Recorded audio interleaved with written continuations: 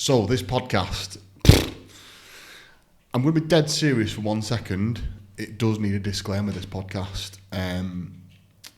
It's a tough one. I had no idea, and I'm going to get a little bit upset, actually.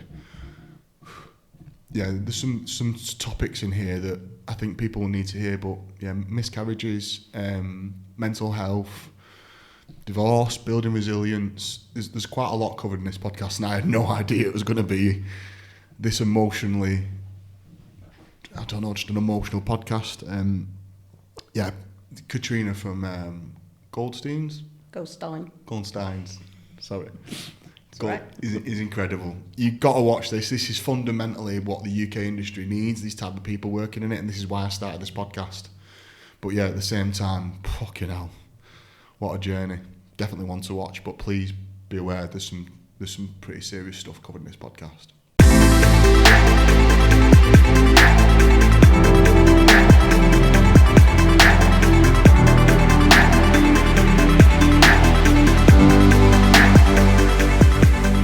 So, another Tezlom podcast. I'm looking forward to this one. I think this lady has been a friend to me since I started in the franchise industry. We've met a few times, and since then it's always been pleasant. I've always been looking for the lady in the red dress whenever I go anywhere. So if you wouldn't mind, please introducing yourself and letting people know what you do in the franchise industry. Hi, my name is Catrina Newman. Some people call me Cat. I work for Goldstein Legal, and I started working for them in 2011, I think. And yeah, so we're one of the franchise law firms in the industry, and I love working franchising. Wouldn't work for any other law firm in a different industry because it's franchising that I love. Yeah. Could you give me an idea of like what your role is and how what is it you do exactly? It's quite a different role. I think I'm probably quite unique in the legal sector in franchising. I am, I believe, the only person who's got their QFP who works at a law firm who isn't actually a solicitor. Yeah. And I know when it first came up about me doing my QFP, Roz was doing it, and Isla, who used to work for us, who was a solicitor, and they were both doing it, and I said, I would really like to do it as well. And Roz was like saying, well, if you want to, great, that's fabulous. And I said, but can I do it? Because I'm not a solicitor. And she said, lots of people have got their QFB who aren't solicitors. I know, but everyone who's got it, who works for a law firm is. And she said, what difference does it make? So I was like, okay. So I did it, and I really enjoyed the process. And, and then when you do your write-up about all your stuff and everything, and then I had my panel interview, I was absolutely dreading that. Really, I was petrified. But I loved it, really, really enjoyed it, and I think probably they were kind of like, oh, this will be interesting, because I'm not a solicitor, but I work in the law industry and franchising. So is it your job to create relationships with new potential franchisors? So I'm probably the first point of contact when anyone contacts us, whether it be phone, email, a website contact form or whatever. So whether that be a prospective franchisee or a prospective franchisor. So I'll talk to them on the phone, just about what their background is, what it is they need, how we can help them. And sometimes we'll end up being on the phone for an hour, and there'll be a prospective franchisor, and we'll be chatting through all stuff. And I know that they are months or even years away from needing to instruct us, but I would rather give up my time and give them some good advice than for me to say, oh, sorry, franchise agreement, don't need that yet, go away kind of thing. I'd far rather talk to them and invest my time. So I love talking to people about franchising. Just dawned upon me really. What a good role that is for a company, a law firm to do, isn't it? Because a normal solicitor probably wouldn't give the time or have the time to give that advice. And what you're doing is basically giving people advice where they need to be, almost like a consultant on a mini scale. Yeah. And then bringing through the stuff that really needs the franchise agreement, and the rest of them just getting advice from you. Well, I think that's what Roz realised sort of fairly early on. So when I first started working for her, we would sit like we are now, face to face. Yeah. And I very much took the role on because I was in the process of getting divorced, and at the time I was a stay-at-home mum. I had no plans of going back into a career kind of thing. I loved being a stay-at-home mum, but you know, life happens. Mm-hmm. And the judge said to me, you need to, you know, yes, you will get maintenance, but you need to do your bit as well. So I got the job.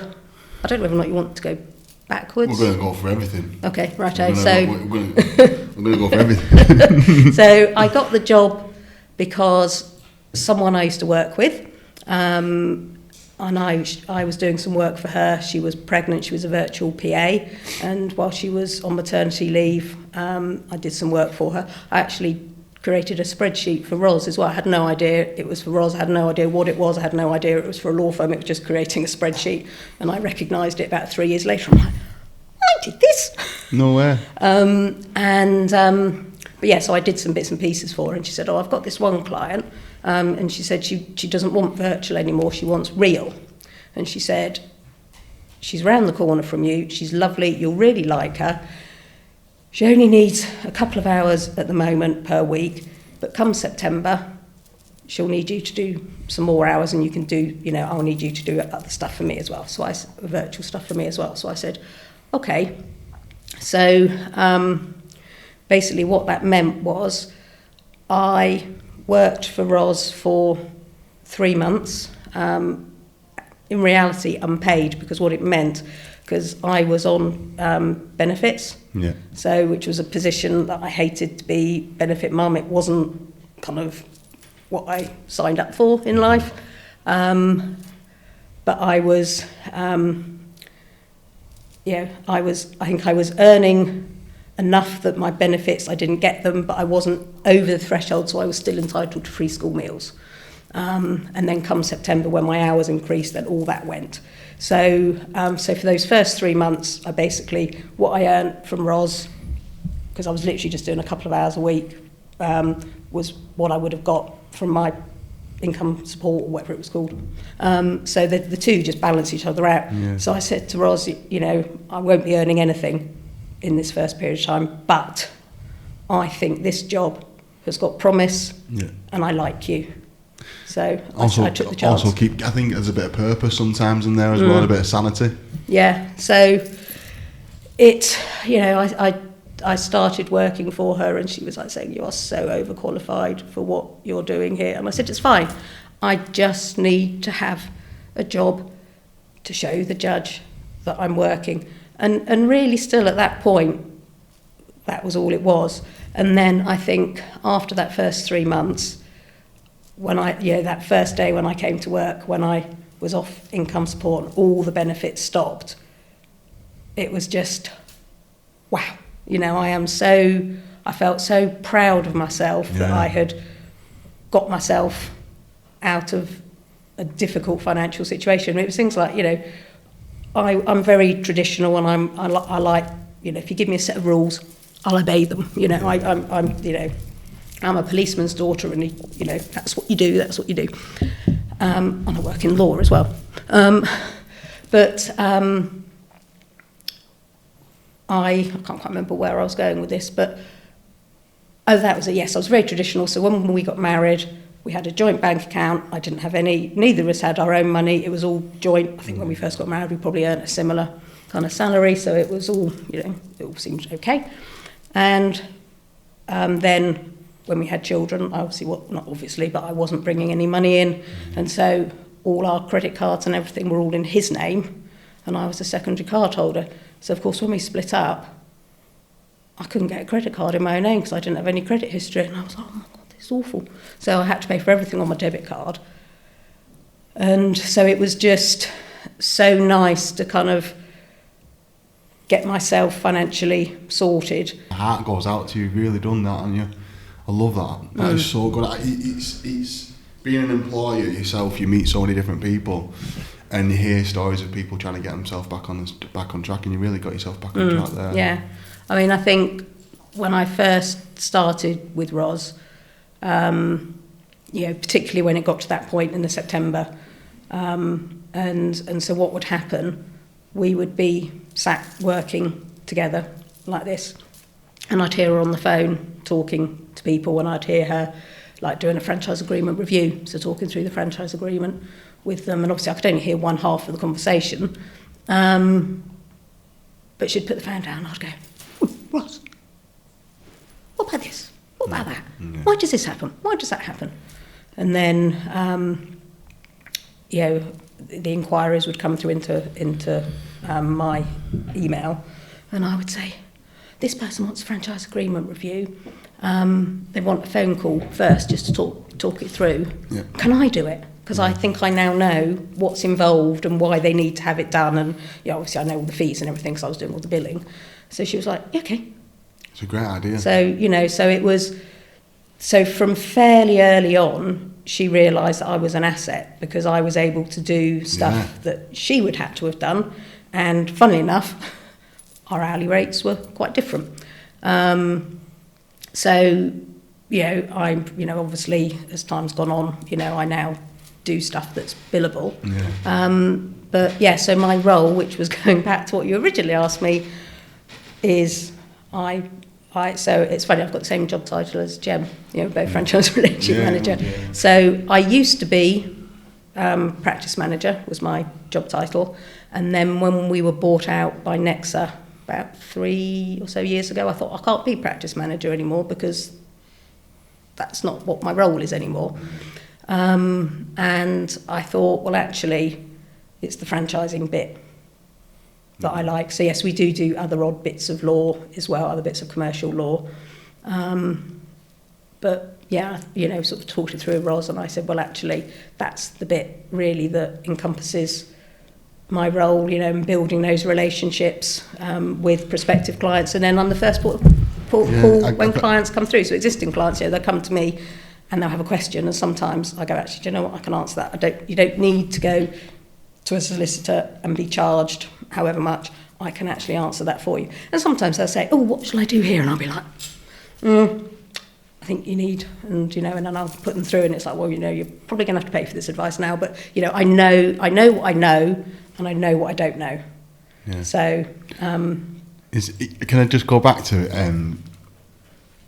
there's two things. You can remember when I said to you at the very beginning what the UK franchising industry needs. I think I said it off camera though. Like, you are the fundamentals, aren't you? Really, if you think about it, like if your first port of call is someone who's got a lawnmower business and they want to start franchising or a recruitment business, like you are one of the first people someone may meet or talk to. Yeah. It's so crucial, really. Yeah. When you think about it like that, if you wonder how many leads you get a week and how many people you speak to in a year, how many of them people turn into franchisors? Isn't your role so important? Yeah, I mean, I think so a lot of that conversation that I'm having with them is a conversation a franchise consultant would have. Yeah. Because I might be on the phone to them for an hour. Yeah. But probably only 10 minutes of that hour is actually about the franchise agreement and fees and timescales and process and so on. It's just a general chat about franchising. It's your role to figure out where they are. You need to figure out where they are, don't you? Yeah. And it's, quite a lot of people just, I think, I just want the franchise agreement. I've got someone in mind, and I just, and I'm thinking, we can do that for you, but I really think you need to have you got this in place? No. Have you got this in place? No. Okay. So sometimes I will put them in touch with a franchise consultant.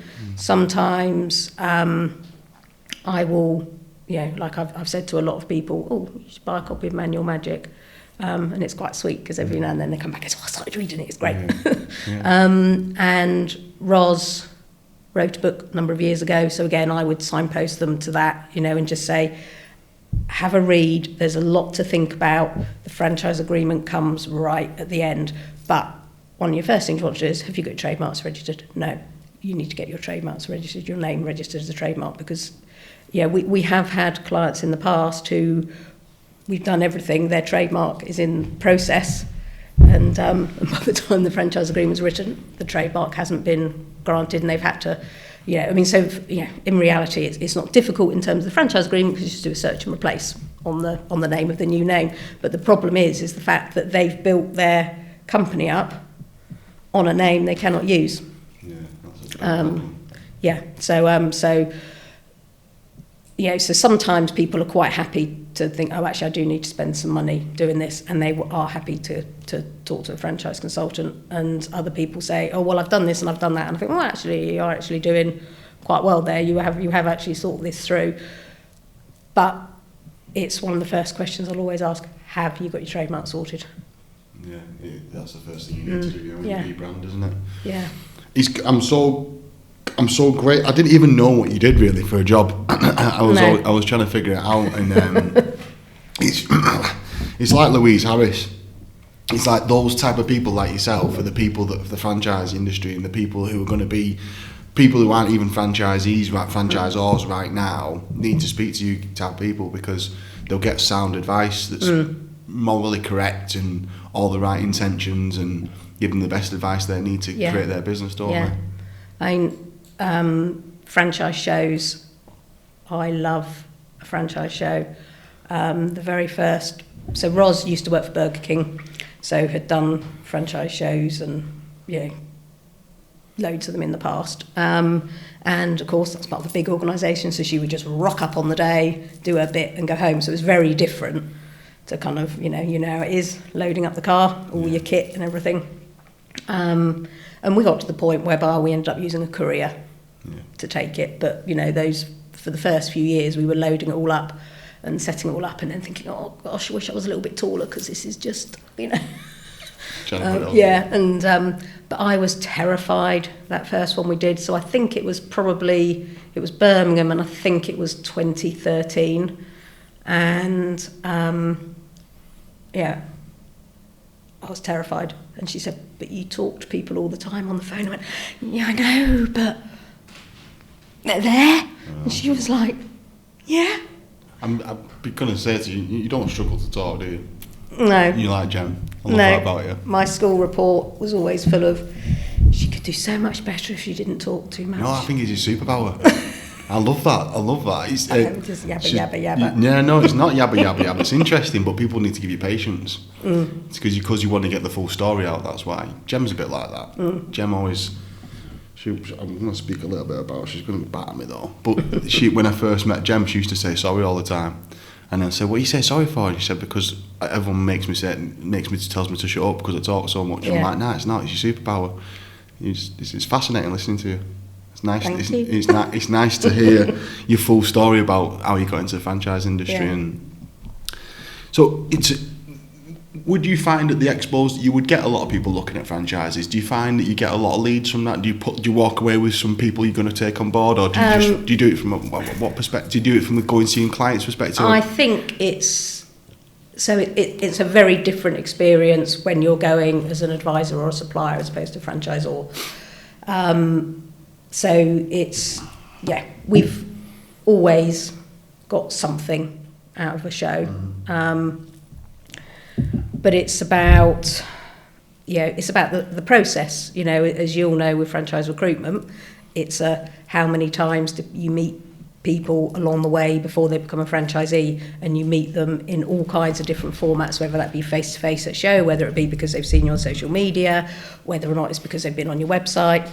And so it's about that touch point. It is, yes, we do usually come away with something. I think we've had the odd one or two that we haven't come away with anything, but we've probably done 15, maybe 20 shows over the years, and then as well, as we all know, works in the franchising industry, it's about the people. And community, isn't it? It's what a community the franchise industry, isn't it? And I think that was what really surprised me, because I just don't think I knew, because at first, until I started doing my QFP, I didn't actually go to anything because there was no need. And so going to the franchise show, because Roz had been in franchising for so many years and knew lots of people, as we were walking in on that first day, everyone was like, hello Roz, hello Roz, hello Roz, hello Roz. And I was just like, oh, you know, it took me by surprise. I had no idea. And then we were on our stand and people would come by and talk to us. Well, they'd talk to Roz and then go, oh, hello, who are you? We had a lot of people thinking we were sisters. Just, you know, goes, oh, I was talking to your sister earlier. Sister. I've got you mixed up a few times. Yeah. So shows there, yeah, they cover all sorts of bases, but it's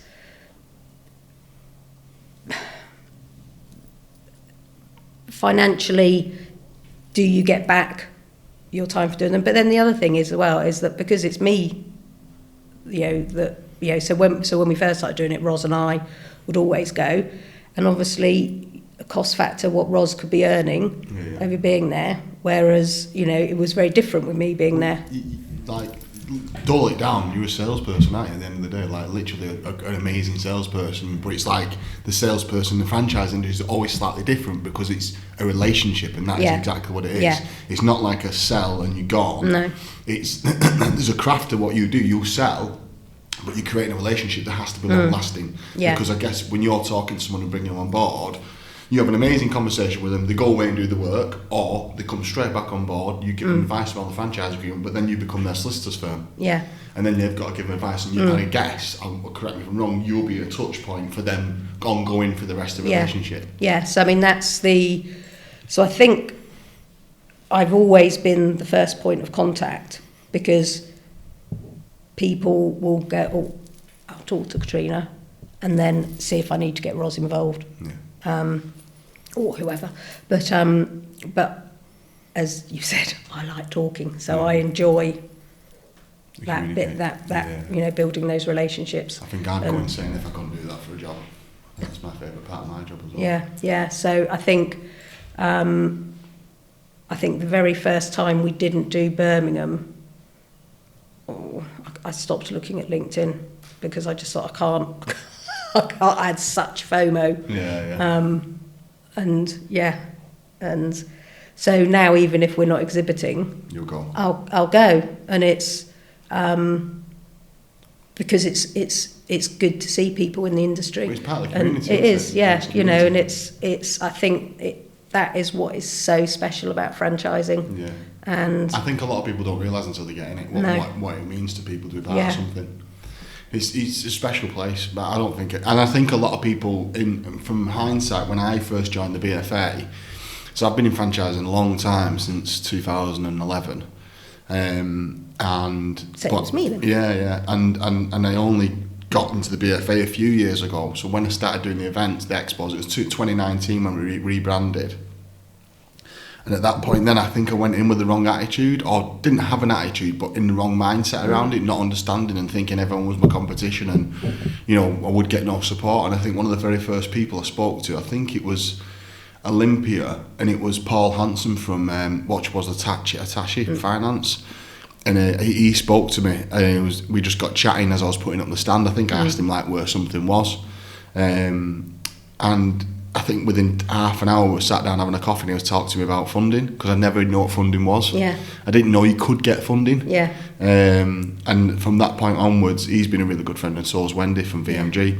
And it built from there, and I realised my walls started to come tumbling down, because I realised everyone who is in franchising just wants to help. Yeah. And you can be in direct competition with someone, and because the potential customer, the potential franchisee, isn't going to go for you because you're cheaper, or isn't going to go to you because they're a better product. It's about the brand and how it makes you feel. So it doesn't mean that one franchise is better than the other. It just means it's suited that person, individual, better than that. Yeah. That's the key, and that's why everyone doesn't mind being supportive of each other. Yeah. This has been this podcast has been one of the best things that's ever happened to me, because I get to get your phone number, and I've got a phone book full of amazing people now that I can speak to whenever I want about franchising and get support. And I know there was one person I was talking to who's looking to franchise their business, so I won't name their name, but I was talking to him, and he said, he goes, I've had a chat with Ryan from Tezlom, and I'm like, oh! Yeah. I said, oh, Ryan. I said, well, Yeah. I said, that's great. You're talking to him. I said, he said, yes. I've spoken to him on the phone. I said, I've never met him face to face. And I said, but I've seen him on social media. And I said, oh, he's lovely in person as he is on social media. I'm not. Kale's completely different. He's not. It's all a facade. I think Kay and Gemma are going to do a podcast one day and drop me in it. The dark side. Yeah, the reality of working with him, getting shouted at and sworn at, and the tears. Mm-hmm. Okay. It's nice to have known you about your role a bit more. It's interesting. We talked a little bit at the beginning about your divorce, but if we just skip that for a second, what did you do before that? What did you do before you started your mum and stuff like that? What did you do before that? So I show my age now because I did O-levels, not GCSEs. My mum did O-levels. So. Yeah. I was last year of O-levels, I do hasten to add. Didn't realise it would age me so much when I took O-levels, but yeah. Were you quite academic, or did you like school, or was it something you loved or not? I liked school for the fun aspect of it, the social aspect of it. My primary school report was littered, as I said, with the could do so much better if she didn't talk too much.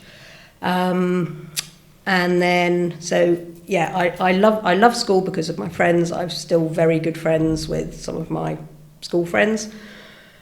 And don't you wish? I always think this, right? Don't you wish teachers were a bit more wise to some of the commercial world? Like at schools are much better. I've got 2 little boys, and I hated primary school with a passion. I was bullied and I hated it. Wasn't very good at it and didn't really pay attention. Secondary school I was even worse. And college I got kicked out. Right. So the whole education system was absolutely horrendous for me. I just didn't respect anyone. I thought I was more clever and switched on most of the teachers, and I was. Yeah. Even but at school with my younger, I could see round them. Do you know what I mean? I didn't respect them for that. I think it's much better now. My boys absolutely love school. But don't you wish sometimes there was some sort of commercial element to a school where they could spot the chitter-chatter people and say, you're going to be in sales, why don't we get you down that path in your career? I mean, I think, as I've mentioned, I went to a school in a whole different era. Yeah. So I think it has changed a lot. Yeah. But I think, I did my homework. I did what I was supposed to do, but I did the bare minimum. I spent an awful lot of time chatting, messing around with the boys. I think I would have been much better at a single-sex school rather than a mixed school. So we did, it's now referred to as the 11 plus, but I lived in an area where we did the 11 plus, but it was 12 plus in those days. And my brother and sister both passed. And so I think probably at some point it was just assumed that I would pass because they did. Yeah. And then I think it was like, oh, maybe she won't. And so the day that we got our results, I didn't know what that envelope would say. And I think the thing that I was most gutted about was the fact I was going to be separated from my best friend Jo, because I knew that she would pass. But in actual fact, we're still best friends today. No. And we were each other's bridesmaids when we got married. And she's godmother to one of my daughters and everything. So it didn't actually matter. But at the time, that was actually the biggest bit to me, was the fact I thought our friendship would be over. Yeah. So it was a very different schooling thing, going to a secondary modern, whereas my brother and sister both went to grammar schools. So I think we weren't pushed in the same way. So I kind of glided through. I think gradually my attention span waned off. I was doing 2 paper rounds before school. I would then go work in the newsagent after school. There wasn't a lot of time for, I just did the bare minimum amount of homework. When it came to my O-levels, didn't really revise. I just thought I could wing it. Yeah. And I winged it on some of them, but again, that day, opening that envelope, it was, oh shit. Yeah. Oh. And my mum swooped in, got me a place at college, and I had to do, I did a BTEC in business and finance, and I had to do the lowest level 1 because I had only got 4 O-levels, and you needed Same 5 thing. to get onto the next one. So I retook my English, because I'd failed my English language, and so I retook it that October, which was the final time you could do it. So it was, it was then or nothing. Yeah. And I passed, so I'd got the magic 5. And then I got my BTEC first level. So I was then all set to do the BTEC National. But over the summer, my sister had an employment agency, so I worked at her employment agency for 3 months over the summer. And in the incredibly sexist 80s, I was a Girl Friday, which... What's that? It's an office junior, basically, Right. but it was obviously named after Man Friday and Robinson Crusoe. Right. And it was called a Girl Friday. I mean, nobody ever thought anything of it, but that was a job role, was a Girl Friday. No way. So I was a Girl Friday, aka office junior, and I worked in their employment agency. I think it was probably very shortly after that the role became known as an office junior. I don't think Girl Fridays existed. Lasted very long. Might try it yourself while it goes down. Did you come alive then when you started doing it? I was earning quite a lot of money doing the paper rounds and the... Well. But I think what that enabled me to do was... So I was brought up in a town called Beaconsfield, which is very, very wealthy. Lots of massive big houses. I had friends who had tennis courts in the garden, Wow. Swimming pools in the garden. Before we go on then, and just before we go off, you said about your mum and sweeping in to get you into a college course. Have you got a good relationship with your mum and dad? So my mum, yes, I do. I would say probably at that point we had an okay relationship. So it was when she swooped in. Not it was unusual, but I was like, wow, thanks, mum. Yeah.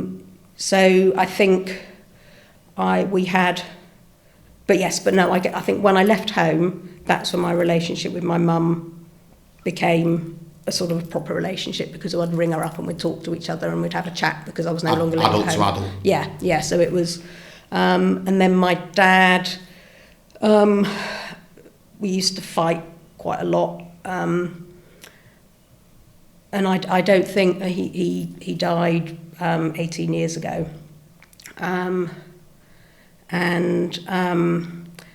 I kind of regret, I think, things with my dad, because he used to call me his precious little bud, and I didn't see it as a term of endearment. I just thought, why'd you call me that stupid name? But I had no idea that I was his precious little bud, and I think I was the baby, because my brother and sister are a lot older than me, and I think I was I think everyone in the family would agree that when I came along, I was a ray of sunshine into the house. And I just didn't get it, so we clashed a fair bit. I was the easy child, but we still clashed. And again, with him, I think it was when I had Holly, my eldest, that mine and his relationship sort of really developed, because he was, so it's just as lots of people are, they make better grandparents than parents. Yeah. Because they've just got more time on their hands, and also as well, you give them back. So he was, he was a lovely. He was called Pop. He was a lovely pop to my girls. Yeah, it was really sad. He got cancer, and it was a long time ago, but it still gets me. But I had so I'd had problems with Holly. I had no problems getting pregnant. Staying pregnant was my problem, so I had quite a few miscarriages, and so I had early scans throughout all the pregnancies, but with both Holly and Lucy, and so I had gone for a scan to see, was everything okay, and so I would then have another scan 2 weeks later, and it'd be like when you got that second scan, right, okay, we've made it past that bit where you miscarry. So I had just had the good news of that second scan, and basically that was the day that I found out. My dad had just gone for some tests. He was fit and healthy as far as we were concerned, and he'd gone for some tests and was told he had cancer.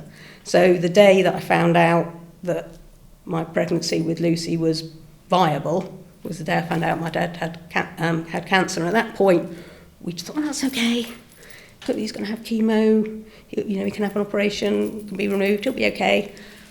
But what was quite good, I always like to look for silver linings, was that it meant that I couldn't focus and be obsessive about the pregnancy because I was thinking about my dad, and I couldn't be obsessive and be worrying about him because I was also pregnant. So he had chemo, and then they said, right, okay, you can now have the operation to remove it. And they opened him up and went, ooh, and his body was just full of cancer. So they sewed him back up and said, so they said, you've got 5 to 7 months to live. And I just remember thinking, okay, I'm not going to work out when that is because I don't want to know. But you don't. And he died within 3 months. Fucking hell. And so...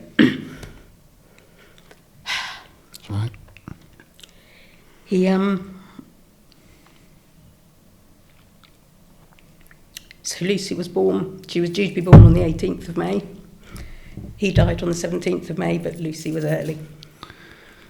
So literally, I went into hospital. She was born overnight on the Thursday. I went home on the Friday, and we went straight from the hospital to my mum and dad's. And he held her, and we had some photos. And then I had a cold, and he had a stent fitted because he had esophagus cancer.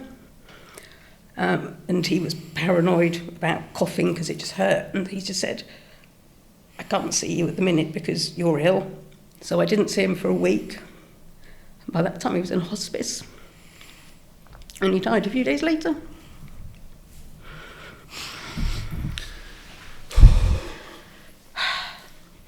So it was tough. So I was going into the hospice to see him. And I'd sort of like go in the middle of the night. I'd think, hey, right, I'm awake now. Lucy's awake. I've given her a feed, and I'd go to the hospice, and and then Paul, my husband at the time, would bring her in. He'd then go off to work, and they would just, the hospice were amazing because they had Lucy, and they were just like, they're used to death, and they had this tiny little baby, and she was an awesome baby, and she would just sit there in her little car seat. And, I think it's probably what you needed as well. Isn't it? So like she would. So it was good because they were both. They counteracted each other. The joy of Lucy being born, and the sadness of my dad, and So when he died, my brother came down. My sister was there. My mum was there, and I was there, and Lucy was in the corner in her car seat, sleeping or just watching the world go by. So she was 13 days old when he died, and she was less. So nice that it got to me. Oh, it is. I mean, those couple of photos I took are precious. Yeah, I bet. Because by the time the following week, when he was in the hospice, which was literally a week later. The first day he was lying in bed, and I just took her over and he held her while he was in the bed. And then the next day he just sort of stroked her. And the next day he said, I'm so sorry, what was her name again? Yeah. And he just couldn't. It's horrible. So, yeah, I lost my dad with a 7. It was like end of life, and that's tough, that bit. I found I've got to say goodbye, but it's also tough at the same time, so I really understand what you went through. Yeah. I mean, he just seemed to hang on. I mean, they said on the Monday, it's okay, it's any time now. He's not conscious anymore. You need so I hated the fact that I was having to keep popping home because I thought what happens if he goes when I'm not there? Yeah, I know. And I think it's that bit's the tricky bit. You just want it to be as peaceful as possible, don't you? I just just give you that reflection. I had a holiday booked for when my dad went into like his end of life, they call it, you know, he starts not eating and drinking and stuff like that.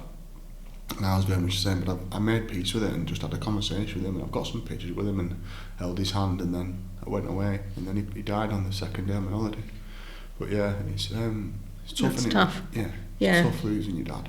Yeah, so, you know, I just wish, you know, I mean, he was 72, so he's, you know, he wasn't young, but he was too young, you know. Yeah, he had a good 15 years left in him at least, Yeah, you know, and yeah, I mean, it makes me chuckle because he'd be sort of furious to think that my mum is still going strong, because he was, as far as he was concerned, he was the fit, healthy one. Yeah. And you know, so when my dad died, she rented a flat next door to us, and literally she was so close to us that she shared our Wi-Fi, and we had one of our spare telephones. We plugged it in as hers, and she was there for probably about 9 months.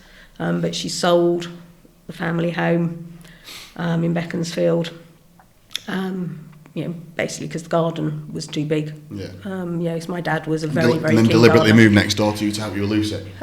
Yeah, so that was just rented, and it was just amazing having her there. And, you know, she was really, really good with the girls. They were... 2 of them, you've got 2 girls. Yeah. Do you have them quite close together, Lucian? 2.5 years between them, so there was 1 miscarriage in between. Yeah. But yes, they're 2.5 years. Can I ask a little bit about this? You can tell me to get stuff if you want, but I think it's important sometimes. How did you cope with the miscarriages? The first one was definitely the worst because it came out of the blue. Yeah. So I had, it's funny now, I can't even remember what the name of it's called, but it's a pregnancy whereby your body tells you you're pregnant. It does all the things. It creates the whole thing, but there's nothing there. Oh, wow. So when you have, so I had a small bit of spotting. I felt fine. You know, I was having all the pregnancy symptoms and so on, and so I just went along for this scan, and Paul came with me, ex-husband, and, you know, showed it all on screen. Everything, you know, looked as it should look, but they said, but we can't find a heartbeat, but it's too early to see the heartbeat. So come back in 2 weeks, but, you know, everything's fine. So don't worry about the bleeding, but just come back in 2 weeks so that we can, you know, measure what's what. And so I went back in 2 weeks, and because I hadn't had any more bleeding, I went back on my own because there was, you know, I think no he was working. He had, you know, and they basically said there's no change in the 2 scans. Nothing has happened. There's nothing developing there. But you need to have all of this removed, and you can wait for it to miscarry, but we suggest you come in tomorrow and have surgery and have it all removed.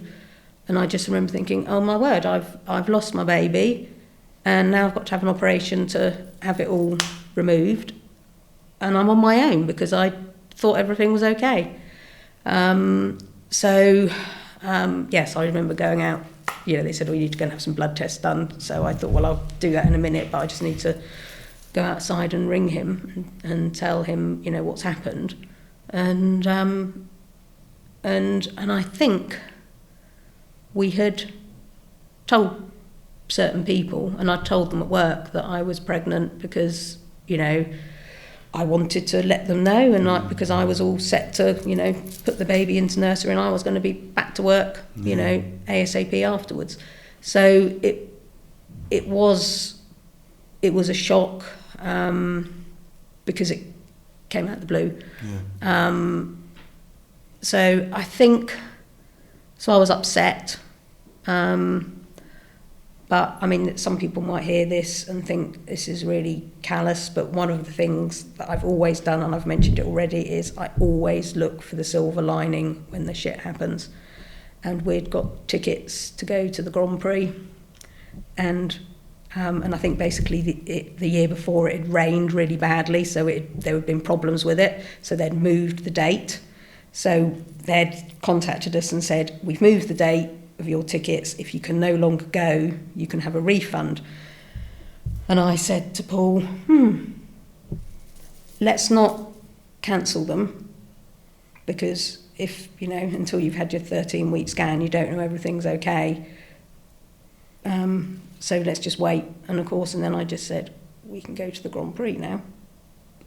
And, and to me, it was it sounds so awful when I'm saying that now, but I thought, I know I can get pregnant. I got pregnant very easily. And I know the reality is that lots of people have miscarriages. So we started trying again, and I got pregnant again straight away. Yeah. So, we waited 3 months as we were told to, and I got pregnant literally first month.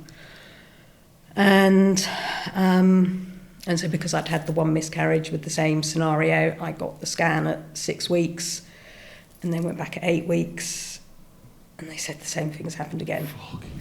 So at that point, and by this point, my sister had had miscarriages as well, and it was the same thing. So she had tests, and my doctor said, I will refer you for you to have a blood test to see whether or not you've got this thing which is called phospholipid anti-thingy syndrome or something. I can't remember what it's called now. Phospholipid syndrome or something, to see if you've got that. So I had the blood test for it, and again, and it was not a nice experience just going through that, because you're going to see the specialist, with problem pregnancies, and I can remember you could hear someone in a room above in labour, and just thinking, hey, it sounded a bit grim, but it was just like, this is a bit of a kick in the teeth. I don't want to be hearing that. And my test came back positive, and she said, to confirm you've got the condition and to be treated for it, you need to have had 2 out of 3 positive blood tests. NHS rules state that we cannot do that. However, I will refer you to the recurrent miscarriage clinic because you've had 1 positive test and with the family history. So we had to wait for our appointment to come through. So at that point, we stopped trying for a baby and just focused on having fun and just enjoying life, and just sort of put it out of our minds. And then in the meantime, I got made redundant from a job that I'd been in for about 10 years. Wow. And what did you do? I suppose I think I was probably office manager there. Mm-hmm. It was a training company, and there'd been a restructure. And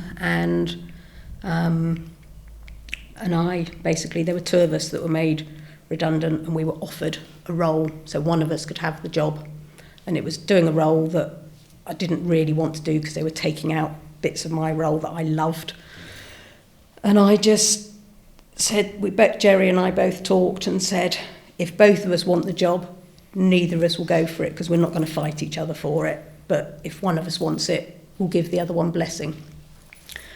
And we had a chat through that, and I was pissed off, and I was like, fuck it, I don't want it. Yeah.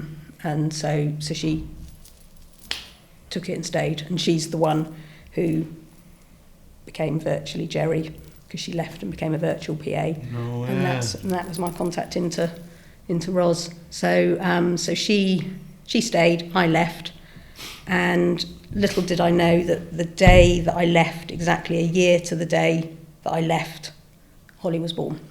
No. So I went straight into another job. I left on the Friday into another job doing a similar role, and I hated it. Day one, I thought, I really hate this. I'd been there for 3 months. I'd done my probationary period, and I just thought, I hate this job. I really hate it. And I'd already postponed my appointment at the recurrent miscarriage clinic because I said, I've just been made redundant, I'm about to start a new job. And in those days, you had to work for 2 years before you got any maternity benefits. Yeah. So I thought, I can't possibly cope without maternity benefits, have a baby. So we put it on hold. And I just said, I hate this job. Absolutely hate it. So I left. I had no job to go to. I just literally handed my notice in. I was having my 3-month meeting, and she was like, you know, lovely, how's it all going? I said, I want to leave. I said, I'm really sorry, but I hate it. And she was a bit pissed off with me, I suppose, because she thought I liked it, but she understood. But basically, we decided that let's just try for a baby. You know, I'm not getting any younger. I mean, I wasn't old, but you know, time was ticking, and so we thought, sod the maternity benefits. Let's just try for a baby. And because I'd taken a salary cut by going part-time, and you know, and this role was a very, very much lower level, so I was earning a lot less, but I was no stress. I would literally rock up at 9, have an hour for lunch, leave at 5:30, as everyone did. That was the culture of the company, because people were working to live, because they wanted to go on all their holidays and everything. So it was a very different kind of working environment. I did a pregnancy test, and I'm like, oh, I'm pregnant. and I thought, that's okay, because the maternity cover, you know, it's a 6-month position, you know, that's all fine.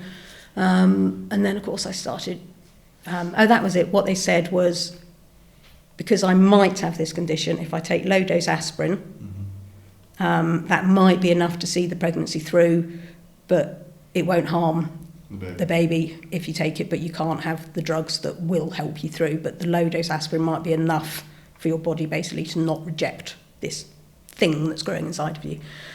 So I was taking the low-dose aspirin, but I still started bleeding. So I went along for an ultrasound, and they said there's a heartbeat, and it's the first time that we'd ever seen a heartbeat. So I had ultrasounds every couple of weeks for quite a lot of the pregnancy, just to make sure. And so all the while I was doing this maternity cover, obviously I had to tell them that I was pregnant, and I said, I'm really sorry. And they said, it's fine, it's a maternity cover position. As it was, my maternity person didn't come back, so I would have been offered the job. But then Holly decided to arrive early, so I literally hadn't, they'd got the new person take over. I hadn't done a handover. I was literally in work one day. It was my leaving do, and I couldn't go to my leaving do because I was in hospital, and she arrived early, and I was like, I haven't done the big shop, I haven't filled up the freezer, I haven't done this. I mean, I was just like, you know, I was supposed got a job. Yeah, I mean, I was supposed to finish work on the Friday, and then I had 3.5 weeks to be doing all this stuff, and I didn't even make it to the Friday. So, oh my God. But the silver lining to all the crapness of her coming early, and when I say crapness, I'm not just referring to the logistical things, I'm referring to the fact of her health, because it wasn't great. But Holly was our top of our list of names, and then it was like, oh, she's due at Christmas, we can't call her Holly. So it got crossed out, and she ended up being born in November. And so on that morning after she was born, after we had the night with having to have blood tests and them saying, you know, you can't be staying in this ward, you need to go to, she needs to have special care, we think she might have jaundice, and she can't regulate her heat, and she needs to be tube fed and all this sort of thing. And it was just like, oh my word. But it's November, we can call her Holly. So she's called Holly because she was born in November and not in December. I love that attitude you've got about trying to find the silver line. I think I want to take it with me. Always. I want to take it with me. Yeah. I think it's so nice to try and find it every time. And even if it's a bit of a crooked sense of humour, it's still kind of a good. It's still kind of a good thing to I mean, like I say, I do feel slightly mentioning miscarriages and silver linings and Grand Prix. But how else are you supposed to come? Because I guess what I was trying to get to is if someone did have a miscarriage, like, it's nice to hear you coped and got through it and got pregnant eventually. You know, it's still nice. It's a nice. People need to hear it, because people have miscarriage all the time. Yeah. And then there was another miscarriage after Holly, but because I was taking the low-dose aspirin, it was a different miscarriage, because this one did have a heartbeat. So you didn't get a job then? You just had Holly and didn't work? I did a few little bits for virtually Jerry, and I was very keen to. So I wasn't going to go back to work at all. Can I ask you about your husband at the time? What did he do for a job?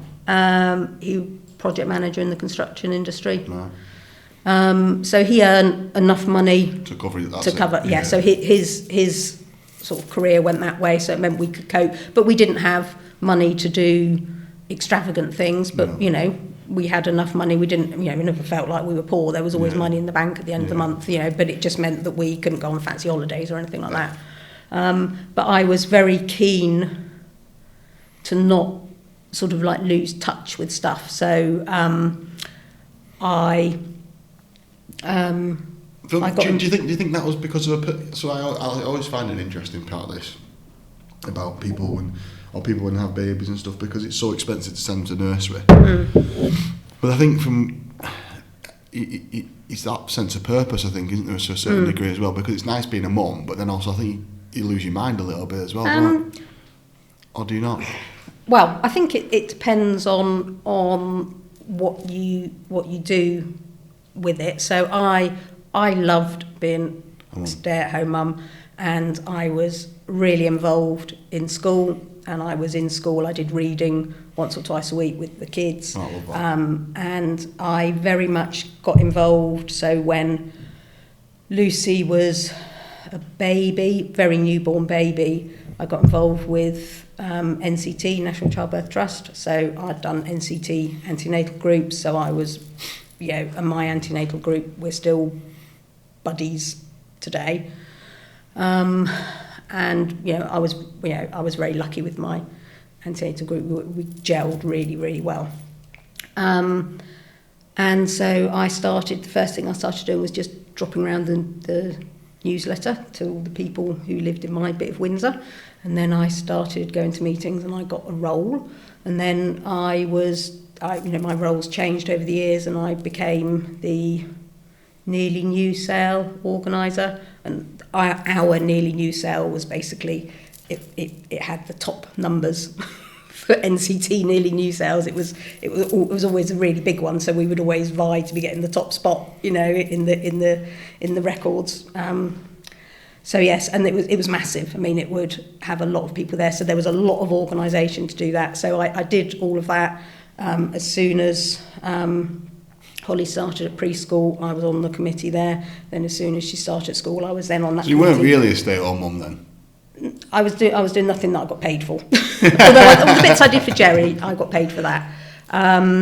But yeah, so I've got involved, and literally Lucy is now about to leave school, and I've got one last PTA meeting to do at her school, but I've had a role, whether it be chair, treasurer or secretary or year rep throughout the entire 20 years of school. Wow. It will have been. Love that. And then so I'm not quite as committed to it now, just because there isn't quite so much, when you get into senior school, there's not quite so much to get on with, but there were times when I was doing masses for the PTA, and I was going away a lot with work, and I was working quite long hours in the office, and I would come home and I'd think, yet again, we're getting Deliveroo for dinner because I haven't got home in time to cook dinner. And when I get back, I've still got to organise all this, that and the other, and I've got all these raffle tickets to sort out and send out to people, and, and I've got to do all this. And I would sometimes just walk home and think, oh, I'm such a crap mum. And basically I was doing too much, really. So I did promise that when the girls went to senior school, I said I wouldn't do it. And then they said, but you have. You are. I said, yeah, I know, but it's not quite the same though, is it? And I don't get involved really in anything at school. I'm secretary, and I distribute the minutes, and I take the minutes, and I chivvy along to organise the meeting. But that's all I do, and I've got one last meeting to do, and then I'm done. So the second one came along, and then you were doing. So I'm trying to get back to your career history. So the second one came along, and then what happened? Then you were still doing the bit of the PA work as well, were you? Yeah, so I was doing bits of virtual PA, and just the NCT and preschool stuff. You had Lucy next. But there was, so if the divorce hadn't happened. Why did that happen? Do you want to tell me? You don't have to say if you don't want.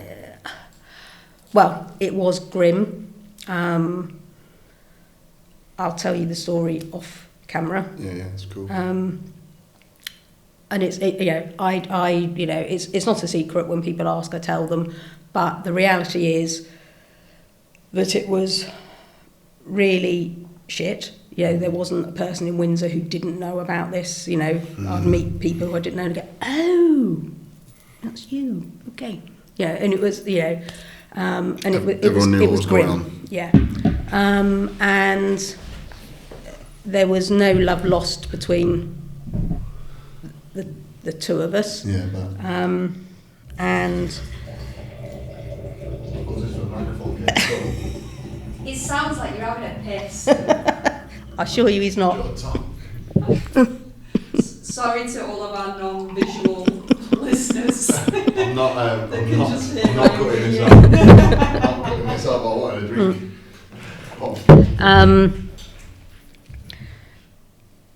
Yeah, so it took us forever to get divorced. And I can remember sitting in the court for our final hearing, and when we were waiting to go in, and by this point I was working, so I kind of, knew a bit about stuff.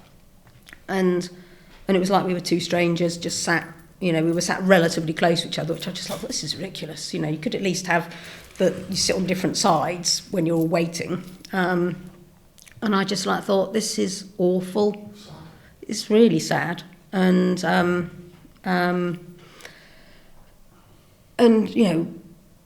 there was no, it was awful.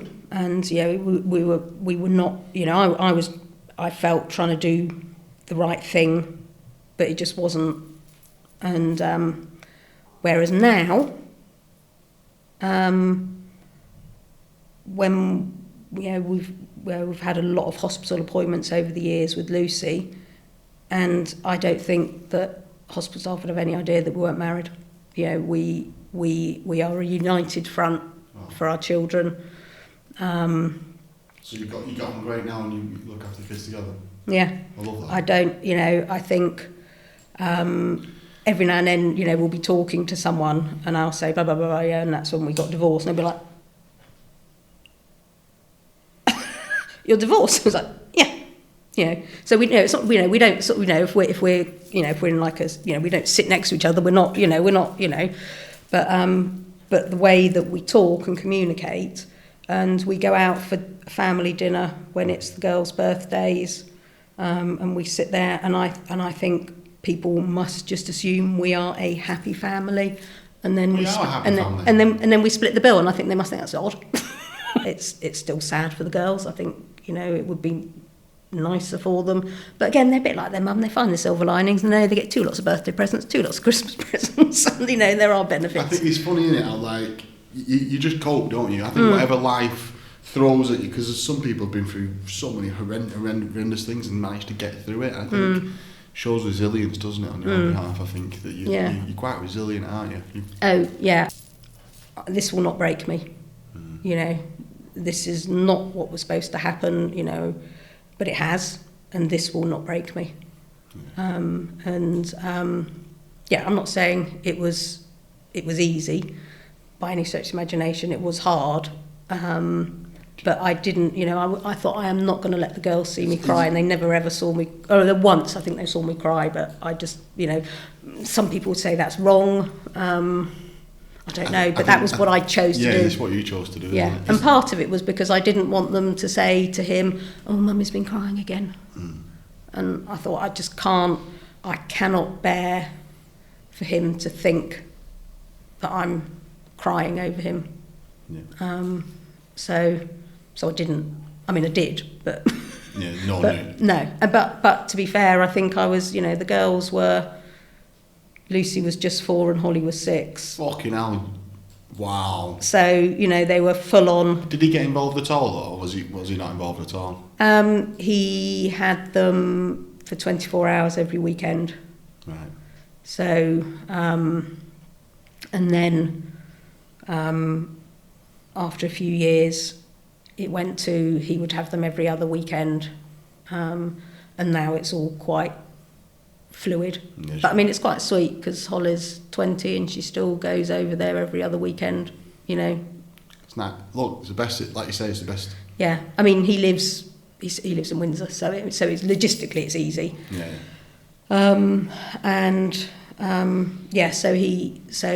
The girls have a good relationship with him. Great. You know, and always did. But yeah, no. So I mean, I think at first I wouldn't have said to him, "Oh, could you take them to this?" Because I can't. Yeah. So for years, I did everything because I'm not saying he wouldn't have done it, but I saw it as a sign of weakness to ask for help.